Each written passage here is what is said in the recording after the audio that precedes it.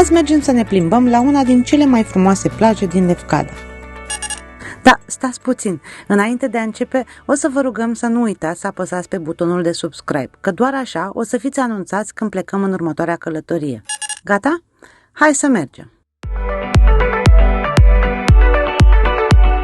Plaja Agiofili este situată la 2 km de stațiunea Vasiliki. Se poate ajunge atât cu mașina cât și cu taxi-botul din portul Vasiliki. El pleacă în fiecare oră între 10 și 18. Durata călătoriei nu depășește 10 minute, iar costul ei este de doar 6 euro.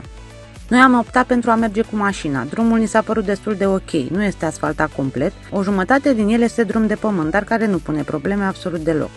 La capătul lui vă așteaptă o parcare de unde veți avea de mers puțin pe jos, până la scările care duc direct la plajă. Pregătit de Asia Express? Pregătit complet. Stai pe ce să stai? Stau pe asta, nu știu. Ia-le tu, bagă.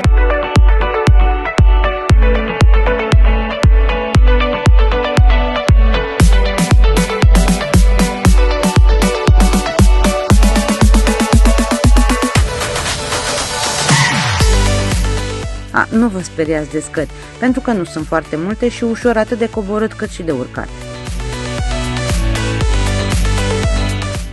Noi ne-am pregătit de acasă cu umbrele și saltele, pentru că nu știam dacă mai găsim șezlonguri libere. Prețul pentru 2 șezlonguri cu o umbrelă aici este de 6 euro. Ar fi bine să vă pregătiți de acasă câteva sandvișuri, pentru că nu veți găsi nicio tavernă sau magazine în apropierea plajei.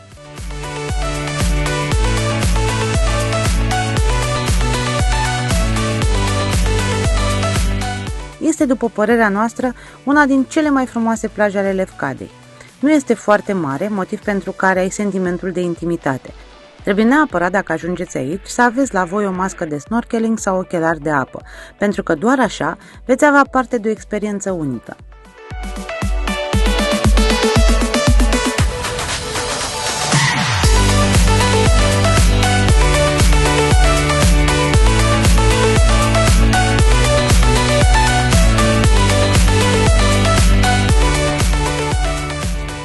Veți fi surprinși când veți vedea câți pești vor înota pe lângă voi.